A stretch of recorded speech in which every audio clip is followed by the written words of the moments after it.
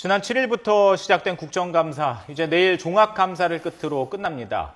이후에는 이 세월호법과 새해 예산안, 또 각종 법안 심사 등 연말 전국 주도권을 잡으려는 여야 간의 힘겨루기가 이어질 것으로 보입니다. 네, 대북전단 살포 등 북한 변수를 둘러싼 갈등도 불거지고 있는데요. 황태순 정치평론가, 최창렬 용인대 교수 모시고 자세한 이야기 나눠보겠습니다. 안녕하십니까? 어서 오십시오. 안녕하세요. 네. 자, 먼저 대북전단 이야기를 해보겠습니다. 어제 하루 종일 인증각에서 이 전단을 날리겠다라는 이른바 보수단체와 또 날려서는 안 된다, 막으려는 진보단체, 그리고 인근 주민들 간의 충돌이 있었습니다. 전형적인 이제 남남 갈등이 현실화됐다, 이런 분석이 많은데요. 글쎄요, 이게 북한이 의도한 것이다, 이런 지적도 있습니다. 두 분은 일단 어떻게 어제의 상황을 보십니까? 먼저 황태순 위원님. 네. 일단 북한의 노림수가 어떻게 보면 적중한 것 같습니다. 지난 연천에서 우리 대북전단 날리는 데 대해서 고사총포 발사하지 않았습니까? 발사하고 그다음에 또다시 이제 10월로 우리가 물론 일방적으로 아직 제안해놓고 아직 답은 없습니다만은 10월 30일로 예정되어 있는 2차 고위급 회담 앞두고 네, 우리 정부가 제안을 한 거 아직 북측이 답이 없어요. 아직까지. 제안을 했죠. 우리가 10월 30일 보자고. 근데 만약에 또다시 전단을 날린다면은 뭐 파멸적 그런 어떤 국면을 맞이할 것이다. 겁박, 위협 뭐 이런 부분에서 물론 모르겠어요. 이제 보면 파주 근처에 사는 그 주민들 입장에서야 두렵겠죠. 뭐 지난번 연천도 마찬가지고요. 근데 어제 같은 경우는 보니까 띄우겠다는 보수단체 또 보면 우리도 좀 살자는 그런 파주 주민들 여기까지는 저는 뭐 있을 수 있는 일이라고 생각하는데 갑자기 뜬금없이 복면을 하고 마스크를 갖다 한 보면 그분들이 늘 보던 분들이에요. 보니까 하필이면은 보니까 예전에 보면 제주 강정마을 때도 그랬고 그다음에 평택에서 뭐 미군 기지 건설할 때도 그랬고 늘 보면 두르고 보면 막 탈취해서 찢고 던지고 난리 피우는데 그것이 바로 북한이 뭐 기대하고 있는 남남 갈등의 어떤 그런 국면을 갖다 우리 스스로 초래했던 것이 아닌가. 물론 이게 우리가 대북 전단을 갖다 보내는 것이 옳으냐 그러냐. 저는 일단 심리전 차원에서 계속 되어야 된다고 봅니다. 다만 조용한 가운데 몰래. 안 그러면 우리가 공개적으로 한다는 것은 오히려 심리전으로서의 약효가 떨어지거든요. 뭐 그런 부분에서 그렇게 우리가 뭐 약간 뻑적지근하게 시끌벅적지근하게 보낸 그 측면도 조금 문제는 있습니다만 그렇다 그래서 보면 이른바 진보적 시민 단체에서 나와서 그걸 방해하고 찢고 그런 부분들의 경찰은 뭐 하는지는 모르겠어요. 예, 알겠습니다. 교수님께서는 어떻게 보셨어요? 우리나라의 대북한 관계 문제는 모든 게 진보 대 보수의 이제 갈등으로 나타날 수밖에 없는 게 현실인데 이 대북전단 문제가 이제 남북 고위급 회담을 성사 여부에도 영향을 끼치게 와 있어요. 현 단계에서. 전 진보단체, 이른바 진보단체라는 분들이 그러한 행동 자체가 별로 지지를 못 받는 거거든요. 대북전단 살포에 대해서 의견이 갈리고 있잖아요. 그렇다면 그것을 논리적으로 왜 이 대북전단 살포가 문제가 있다는 것을 국민들에게 그리고 대중들에게 알리고 논리적으로 설득해 나가는 작업을 할 때 진보의 의미가 있는 건데 왜 이렇게 보수단체, 이른바 보수단체, 저는 꼭 이른바란 말을 꼭 붙입니다. 왜냐하면 그게 보수와 진보가 진정한 모습이 아니기 때문에 전 개인적으로 이렇게 붙이는데. 지금 대북전단 살포도 왜 저렇게 강행을 하는지 전 이해가 안 가요. 근데 어쨌든 진보단체에서 지금 우리 황 의원님 말씀하신 것처럼 그러한 방법을 동원해서 하다 보니까 이게 남남 갈등이란 말이 나올 수밖에 없게 돼버리고 말았잖아요. 일단 가장 중요한 건요. 어제는 이제 파주 주민들이었고 지난번에 연천 주민들이었잖아요. 그런 진보 보수의 문제가 그들 주민들에게는 너무나 사치스러운 얘기죠. 일단 만약에 그 대북전단을 살포해서 또 거기에 대해서 조준 사격을 해가지고 그 유탄이 다시 그 우리 지역에 떨어지게 된다면요. 그건 지난번처럼요. 그럼요. 그렇게 된다면 같은 남한 우리 대한민국 국민들이지만 파주나 그 접경 지역에 있는 국민들과 그 후방에 있는 국민들이 생각하는 그 인식의 차이는 전혀 다른 거거든요. 이건 남남 갈등의 차원이 아닌 거예요. 그래서 우리가 이 사안을 보는 관점에 있어가지고 말이죠. 우리 국민들의 안전이 우선이라면은 지금 너무 지금 안일하게 정부가 법적 근거가 없다. 그러나 일단 대북전단 살포는 바람직하지 않다라는 입장은 분명히 얘기를 하고 있어요. 대단히 애매모호한 입장이란 말이죠. 일리가 있죠. 어떤 법적 근거가 없고 표현의 자유를 막을 그러한 뭐 근거도 없어요. 그러나 일단 우리 국민이 굉장히 불안해하잖아요, 일단.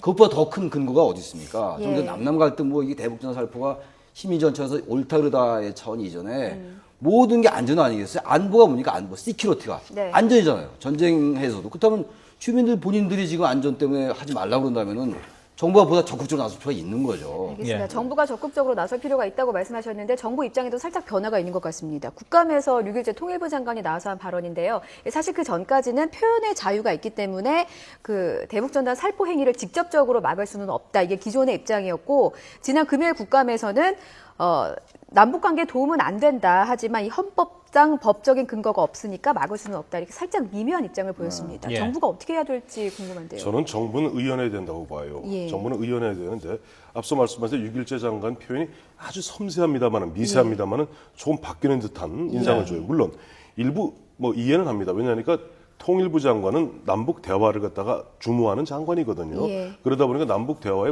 우선적 가치를 둘 수밖에 없겠죠. 그러나 정부 입장에서는 예를 들어서 지난번 연천에서 고사총포가 한 발, 두 발 떨어졌을 때 어떠한 경우든 우리는 의연하게 대처해야 됩니다. 정부가 어떤 원칙에서 잠깐만 약간의 편차를 두면 안 돼요. 사실 북한 같은 경우는 우리나라에 대해 대대적인 심리전 펼치고 있지 않습니까? 예. 네. 뭐 댓글이라든가 인터넷이라든가 심지어는 우리가 뭐 중앙조선 TV라든가 여러 통해서 보면 툭 하면 나와서 뭐 박근혜 뭐 괴뢰 패당이 뭐 천고 만고의 역적이 네. 이렇게 이야기합니다. 근데 우리 2004년 6월에 우리 남북 간의 합의에 의해서 사실 공개적인 정부 대 정부 간에 그런 어떤 뭐 전단의 살포라든가 이런 건 없어요. 예. 근데 네.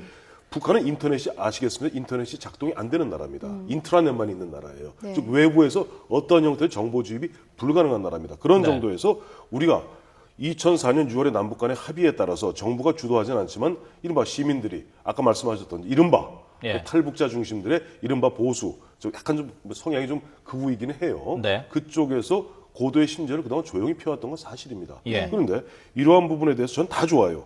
정부가 뭐 약간의 입장의 변화도 있을 수, 뭐 통일부 장관 입장에서 있을 수 있다고 손치더라도 100번을 양보해서 우리가 뭘 하더라도 북한이 저런 식으로 우리를 겁박하고 협박하고 위협하고 그러기 때문에 우리가 조금의 단 1mm라도 우리의 행동, 예. 자세의 전환이 있으면 그다음부터 북한은 더 큰 걸 요구하게 됩니다. 자 보세요. YTN이 앞으로 절대 북한을 갖다가 비방하고 이번 최고 존엄에 대해서 요만큼 흠이라도 가는 방송하면 예를 들어서 YTN을 갖다가 조준 타격하겠다. 받아들여야 되겠습니까? 극단적인 제가 예를 든 겁니다만 네. 하나를 갖다 받아들여주면 그다음 반드시 두 개를 요구하는 것이 그들의 지난 60몇 년의 일관된 행태였고 이것은 20세기 우리가 공산주의자들, 사회주의자들하고 대결을 오면서 배웠던 교훈입니다. 그렇기 때문에 예. 정부는 대북전단 문제가요. 잠깐만 이거 네. 마무리 짓게요. 예. 우리가 정부는 의연한 입장을 취하고 예를 들어서 보면은 정치권에서는 이른바 각 당마다 할 얘기를 해야 돼요. 네. 그러나 정부는 쉽사리 그런 입장의 변화를 갖다가 주는 그것도 하필이면 북한에서 그게 조금 강하게 압박하면 우리가 움찔 물러나는 예. 그런 어떤 예. 것은 굉장히 위험한 일이다 하는 알겠습니다. 것을 말씀드립니다. 저는 압박에 물러난다는 게 아니고 예. 지금 현재 대북전단의 문제가 말이죠. 대북전단을 살포하는 게 도대체 우리나라 국익에 무슨 이득이 되는지 모르겠어요. 그 대북전단을 이른바 살포를 해가지고 말이죠. 네. 북한의 개방을 유도한다? 그게 가능하겠어요, 지금? 전 이 대북전단 살포에서 남북한의 긴장이 고도로 아주 심해진다 하더라도요. 정말 네. 북한을 개혁과 개방을 유도한다면요. 우리가 그런 위험을 무릅쓰고라도 네. 그렇게 그 접경 지역의 주민들이 불안해하더라도 그것을 감수하고서라도 이 네. 가치가 있을지 모르겠으나 예. 과연 대북전단 저렇게 뿌리는 게 우리 주민들이 그렇게 반대하고 있는데 네. 과연 북한을 지금 대북전단 몇 번 뿌린다고 해가지고 전역을 커버할 수도 없잖아요. 그렇다면 이거는 북한의 겁박에 우리가 굴복한다는 차원이 아닌 거죠. 예. 네. 그 뭔가 이걸 전략적으로 국익이 무엇이 중요한가 또 하나 문제 분명히 있습니다. 북한도 이렇게 하면 절대로 안 돼. 왜 네. 우리가 하는 것에 대해서 겁박 내지 협박으로 나오면 안 되는 거죠. 북한의 태도를 1차적으로 촉구합니다만 태도 변화를. 네. 우리 입장에서 지나치게 대북전 살포에 집착하는 것은 네. 모든 대북 전략에 있어가지고 우선할 수 없다. 이렇게 생각을 해요. 알겠습니다. 사실 이 시점에서 이제 대북전단 문제가 좀 더 불거진 건 그 2차 고위급 회담의 어떤 북한이 일종의 선결 조건으로 이걸 좀 차단해달라 뭐 이런 측면도 없지 않아 있는데요. 이 문제에 있어서는 저희들이 앞서서 지난 시간에 좀 충분히 논의를 했으니까요. 좀 다음 주제로 좀 넘어가 보도록 하겠습니다. 네. 자, 지금 여야가 이른바 세월호 3법 이걸 이달 말까지 합의 처리하겠다라고 하지 않았습니까? 세월호 3법이라고 하면 세월호 특별법하고 또 정부조직법 개정안 그리고 또 이른바 유병헌법 이 세 가지인데 네. 일단 세월호 특별법에 있어서 지금 그 진상조사위원장을 어떻게 선임하느냐 이 문제가 새롭게 불거졌습니다. 어떻게 생각하십니까? 그 진상조사위원회의 그 선임 방법도 여야 간에 좀 이견이 있는 것 같아요. 예. 후선으로 하자는 입장이 있고 진상조사위원 중에서 또 그렇지 않고 여당 입장은 몇 명을 좀 이렇게 어느 정도 국한시킨 다음에 그 중에서 선출하자라는 입장이 있는데 네.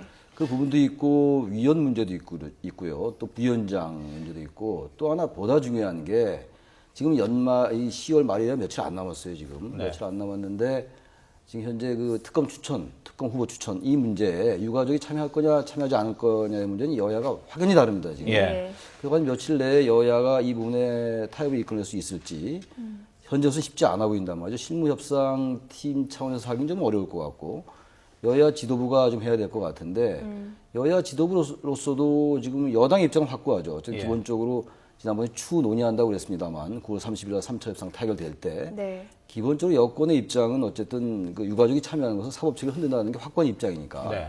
뭐 어떤 변화를 기대하기 어렵겠죠. 야당 입장에서. 야당도 마찬가지입니다. 완전히 유가족 배제하기가 쉽지 않을 거예요, 현실적으로. 그렇다면은 이게 어떤 더 정치적인 어떤 그러한 차원의 어떤 타결이 되지 않으면 쉽지 않아 보인다는 거예요. 네. 예. 일단 그 부분은 뭐 여야가 다른 법과 같이 연계돼 있잖아요. 정부 조직법도 그렇고 네. 유병헌법, 이른바 유병헌법도 그렇고요. 그래서 이런 것들에서 어떤 연계시키는 전략으로 해서 포괄적으로 타결되지 않으면 안 될 것 같고 예. 며칠 내에 타결은 좀 어렵지 않겠는가 이런 생각 들긴 합니다만 좀 지켜봐야 될 것 같습니다. 시한을 넘길 수도 있고 결국은 지도부가 그 더 위에서 결정을 해야 되지 않나 생각 좀 들어요. 네. 이게 아까 말씀하셨습니다만 세월호 특별법만이 문제 아니잖아요. 세월호 특별법, 그다음에 정부에서 추구하고 있는 정부 조직법 이 부분에 있어서는 해경의 해체, 국가안전처의 신설 문제 네. 등등 걸리는데 또 야당은 거기에 대해서 반대하고 있잖아요.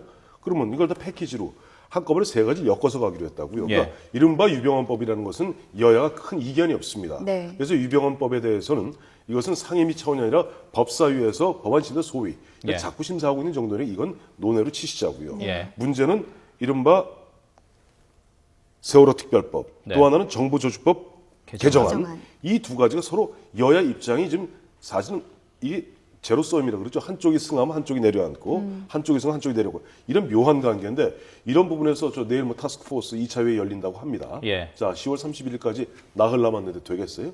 거기다 당장 29일 날 대통령 시정연설이 있죠. 네. 30일은 양당 대표 연설이 있죠. 사실상 어렵습니다. 아니, 지도부가 나서야 한다. 지도부는 지금 벌써 나서면 안 되죠. 예. 지금 두 번 만나고 벌써 나서면 그러면 앞에 타스크포스는 못하러 만듭니까? 국회의원들 앞 300명 국회의원 다 개개인이 다 다른대로 헌법기관이고 일단 타스크포스로서 대표 정확히 따면 원내대표죠. 원내대표의 양쪽 원내대표, 양당 원내대표의 의결에 따라서 타스크포스가 구성됐으면 거기서 논의해야 되는 겁니다. 그리고 네. 지금 여당이 추진하고 정부가 추진하고 있는 정부조직법 개정안에 대해서는 야당도 할 얘기가 많고 여당도 방어할 부분이 많아요. 예. 여기서 깎고 다듬고 또 이건 이것대로 하면서 또 세월호 특별법에 있어서는 앞서 우리 최창일 교수님 말씀해 주신 대로 진상조사위원회 17명 진상조사위원회 구성의 비는 이미 결정되어 있습니다만은 네. 예. 위원장과 나머지를 어떻게 운용할 것인가 하는 문제.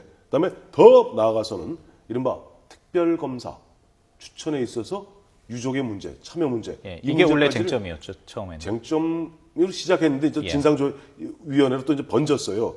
뭐냐면 계속 이건 서로 뭔가를 얻기 위해서 치열한 이른바 이 전선을 확대하는 과정입니다. 예. 그렇다면 결국 12월 2일 예산안 통과 그 즈음 되고 우리 12월 9일 국회가 이제 일단 폐회하게 돼 있거든 전국에. 네네. 네. 그쯤 돼야지 우리가 뭔가 소기의 결실을 볼 수 있지 않겠는가. 너무 그렇게 뭐랄까 촉박하게 기다리지는 마세요. 예. 또 하나가 지금 여야 지도부 말씀이 나왔는데 사실 여야 지도부에서도 제가 잠깐 아까 말씀을 드렸습니다만 쉽지 않을 거예요. 이런 여러 가지 쟁점들. 지금 네. 정부조직법도 여야 간에 굉장히 이견이 커요. 지금 잠깐 말씀하신 것처럼 국가안전처냐, 국가안전부냐, 해경 해체냐, 해체가 아니냐라는 것도 대단히 지금 이견이 있단 말이죠. 네. 그래서 청와대와 지금 이른바 여야 그 삼자회동 대통령 포함한 여야 영수회담, 뭐 영수란 말에 대해서 상당히 지난번에 보니까 부담을 많이 느끼는데 어쨌든 표현할 게 별로 없어서 말씀드리는 건데 네. 아마 그 부분이 만약에 성사가 된다면 예. 여야 대표와 박근혜 대통령께서 이렇게 세 분이 만난다면은 아니면 또 뭐 늘어날 수가 있겠습니다. 예. 범위가 거기서 일괄 타결할 수도 있다라는 생각은 드는데 모르겠어요. 29일에 대통령이 국회에 시정연설 가지 대통령이 않습니까? 직접 나오지는 않지만 어쨌든 예. 간에 대통령 시정연설이 있는 거죠. 예산안을 제출하면서 통과시켜 주십사라고 이제 국회에 이제 부탁을 드리는 건데 그러고 난 다음에 만약 여야가 만약에 회동을 한다면 거기서 타결하는 방법 예. 그렇다면 여야가 좀 양보할 수밖에 없겠죠. 유가족 참여 문제가 다시 원칙으로 돌아가가지고 그걸 가지고 지금 쟁투를 할 수는 없는 상황이거든요, 이미. 네. 정부조직법도 이견은 있으나 상당히 접근해 있는 상황이고 또 이른바 유병헌법도 그렇고 그래서 지금은 현재로서는 당장 며칠 내로는 되게 어렵다 하더라도 이 부분은 어쨌든 지금 황 의원님 말씀하신 것처럼 패키지로 해가지고요. 예. 크게 큰 틀에서 타결은 될 수 있을 것 같은데 네. 예산안이 어쨌든 그 국회 선진화법 때문에 12월 2일 날 상정되게 돼 있잖아요. 네. 단지 걱정되는 게 12월 2일이래 봐야 한 달 남짓이란 말이죠. 그렇다니까 그러다 보니까 국회 선진화법이 오히려 예산안을 좀 부실하게 심의할 수 있는 그런 우려도 좀 있어요. 예. 그런 점은 여야가 잘 명심을 해야 될 겁니다. 네, 알겠습니다. 저희가 한 가지만 더 짧게 여쭈고 가겠습니다. 그 공무원 연금 개혁도 지금 최대 이슈긴 한데 여야가 입장차가 좀 달라서요. 이 부분에 대해서는 어떻게 생각하시는지 좀 여쭙겠습니다. 야당은 사실 입장이 없는 거예요. 야당에서는 더 내고 더 받겠다. 그게 말이 됩니까? 더 내면 더 받는 게 당연한 거죠. 지금 국민들이 요구하는 것은 공무원들이 지나치게 많은 연금 받고 똑같이 일해. 저하고 최창렬 예를 들어서 공무원하고 둘이 일을 똑같이 30년 했는데 저는 85만 원 받는데 제 3배를 받아요. 예. 거기에 대해서 국민들이 이거 형평이 어긋나는 것 아니냐. 물론 내기는 공무원이 조금 더 냅니다. 그래서 지금 정부나 새누리당에서 얘기하는 것은 더 내고 덜 받는. 그래서 전국적으로 사실 국민연금에 이게 뭐 10년, 20년 내에 완성될 일은 아닙니다만은 네. 전국적으로 단일연금 체제로 가야죠. 어떻게 대한민국 한 나라 안에 아니 등 뜨시고 배부른 사람 따로 있고 늘 춥고 배고픈 사람 따로 있어야 됩니까? 그건 말이 안 되는 얘기죠. 예. 지금 당장 입장에서는 여당 입장에서는 당초 여당이 추진하다가 정부 안으로 갔다가 좀 거의 약간 혼선을 빚고 있지 않습니까? 그것은 뭐니까 기존의 공무원 조직 전공노라 그럽니다. 이게 사실 정확히 얘기하면 법 외 노조, 즉 예. 불법 노조입니다. 법 외 노조에서 강하게 저항하니까 일단 접은 거 아니에요, 새누리당에서. 예. 이게 정부에서는 좋다. 정부에서 좀 정부 안으로 가겠습니다. 새누리당에서 보니까 이 정부 안 갖고는 안 됩니다. 조금 정부 안보다 더 좀 각박하게 한 43%를 갖다 더 내고 한 41%를 덜 받는 그런 방향으로 가야 됩니다. 근데 여기 뜬금없이 야당이 그동안 이렇게 보면 약간 두 손 접고 있었어요. 야당 예. 입장에서는 여기 끼고 싶지 않은 거예요. 왜냐하니까 이것을 주장하는 사람들이 좀 노조 사람들입니다. 전공로. 그러니까 가만히 있는 거예요. 있는 가운데 바로 지난주에 나왔죠. 더 내고 더 받는. 아니 지금도 더 많이 받는다고 지금 국민들 입장에서 난리인데 아니 100만 공무원이 5천만 국민들이 내는 그 세금 갖고 그냥 혈세 갖고 좀 코이 호식하는 듯 하니까 화가 나는 거 아니에요 국민들이. 네. 그래서 연금 개혁하자는데 더 내고 더 받겠다는 그 얘기하는데 저는 앞으로 이 연금 개혁안에 물론 뭐 보니까 뭐 김무성 대표 같은 경우는 자신이 대표 발의해서 연금 개혁안 추진해 보겠다 그러는데 조금 저는 비관적으로 전망해 봅니다. 왜냐하니까 역대 연금 개혁, 공공 개혁에 성공한 정부가 없습니다. 예. 연금개혁 문제는요, 지금 워낙 그 여야 생각도 다르고 공무원 당사자와 또 국민 일반이 다르고 그러기 때문에 조금 더 생각할 필요가 있어요. 너무 한쪽의 입장만 우리가 과도하게 주장하면 안 됩니다. 여당의 입장이나 또 야당의 입장, 그리고 또 공무원의 입장만 너무 우리가 내세우면 안 될 것 같고 네. 워낙 이해 당사자가 있는 거예요. 모든 이 현안들이라는 게. 그렇기 때문에 전 이제 이런 것들일수록 연금개혁을 지난 역대 정권이 한 번도 못했지 않습니까? 마음이 네. 있었는데 이번에 뭔가 이제 하겠다는 건데 뭐 좋은 겁니다. 반드시 해야 되는 것이고 뭐 적자가 워낙 누적됐으니까. 근데 문제는 겁니다. 우리가 어떠한 의사를 결정한 데 있어가지고 민주주의라는 게 많은 그 비용을 치르는 거거든요. 그래서 너무 정부가 너무 연내에 이걸 처리해야 된다라는 것에 하는 것은 바람직하지 않아요. 네. 공무원들의 입장도 저는 상당히 일리가 있다고 봐요. 그것도 공무원들도요. 고위직 공무원과 하위직 공무원 입장이 다른 거란 말이죠. 네. 그래서 우리가 뭉뚱그려서 공무원 입장이다. 이게 국민과 다르다라고 얘기할 수가 없는 거예요, 지금. 예. 300만 이상을 받는 공무원들도 있고 그렇지 않은 공무원들도 있단 말이에요. 네. 공무원 내부에서도 상당히 이해차가 있는 거고 말이죠. 그렇다면은 야당과 여당, 국민 일반과 공무원 내에서도 고위직과 하위직 이렇다면은 이게 지금 아까 우리가 시기 얘기했습니다만 연내를 해봐야 얼마나 남았어요? 이제 두 달 예. 남짓 안 해요. 지금 알겠습니다. 예산도 통과시키고 이러니까 조금 좀 시간이 좀 걸리더라도 한 달, 두 달이 더 걸리더라도 네. 한 달, 두 달 더 걸린다고 해서 뭐 공무원 연금 개혁이 안 되는 건 아니에요. 예. 그런 것들이 있으니까 좀 이해 당사자들의 이걸 충분히 좀 네. 수렴을 하고 어떤 협의체 구성 같은 것들 이런 거 생각할 필요가 있다. 알겠습니다. 그래요. 시간에 너무 얽매이지 말자. 최창렬 용인대 교수의 이야기까지 오늘 전국 현안 이야기 나눠봤습니다. 지금까지 황태순 정치평론가, 최창렬 용인대 교수 두 분 함께 하셨습니다. 고맙습니다.